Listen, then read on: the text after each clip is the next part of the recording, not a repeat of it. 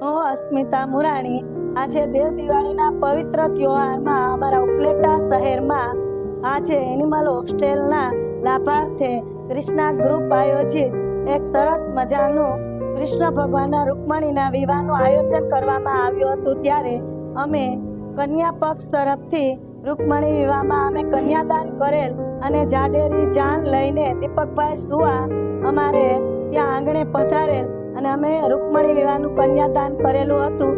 ત્યારે અમારે અહીંયા ઘરે પુરાણી પરિવારના આંગણે મંડપ મુહૂર્ત કરીને અને ત્યારબાદ મંગળ ગીતો ગાઈને અને બધા બહેનોએ રાસ ગરબા લઈ રૂકમણી વિવાહનું સરસ મજાના પ્રસંગનું આયોજન કરેલું હતું।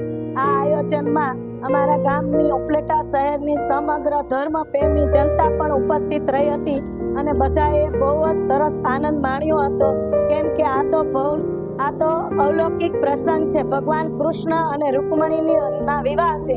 આ વિવાહમાં બધાએ ખૂબ જ સરસનો આનંદ માણ્યો હતો અને પ્રસાદી રૂપે ચોકલેટનું વિતરણ કરીને અમે લોકોએ આ પ્રસંગનો આનંદ અનુભવ્યો હતો।